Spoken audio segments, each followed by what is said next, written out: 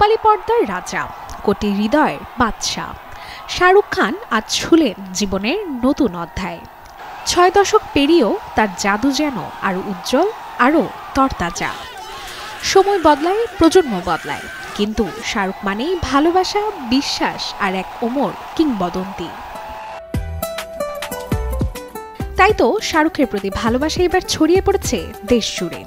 ৬০তম জন্মদিনকে ঘিরে PVR INOX আয়োজন করেছে ২ সপ্তাহব্যাপী SRK চলচ্চিত্র উৎসব, যেখানে ভারতের ৩০টি শহর ও আন্তর্জাতিক অঙ্গনে ৭৫টিরও বেশি প্রেক্ষাগৃহে প্রদর্শিত হচ্ছে তার আইকনিক সিনেমাগুলো।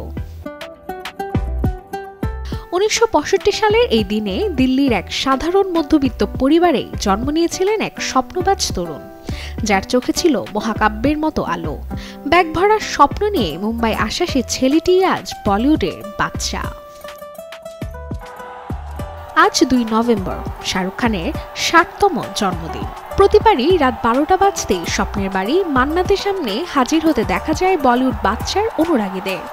তবে এবার সেই মান্নাত বন্ধ থাকায় আলিবাগের নিজস্ব ভিলায় পরিবার ও ঘনিষ্ঠ বন্ধুদের সঙ্গে এই বিশেষ দিনটি উদযাপন করছেন তিনি।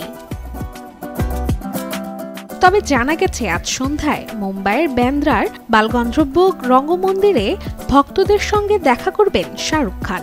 হাজারো ভক্ত ইতিমধ্যেই পৌঁছে গেছেন প্রিয় তারকার দেখা পেতে, যেন এক মহা উৎসব, এক হৃদয়ের পুনর্মিলনে। শুধু তাই নয়, উৎসবের আবহে যুক্ত হয়েছে আরও এক সুখবর। পরিচালক সিদ্ধার্থ আনন্দের নতুন ছবি কিংয়ের ঘোষণা। এই ছবিতেই প্রথমবার একসঙ্গে দেখা যাবে শাহরুখ ও তার কন্যা সুহানা খানকে। ২০২৩ সালে পাঠান, জওয়ান ও ডাঙ্কির সাফল্যের পর ২ বছরের বিরতি ভেঙে কিং দিয়েই বড় পর্দায় ফিরছেন বলিউডের এই সম্রাট Shahrukh Khan. Desk report, channel 24।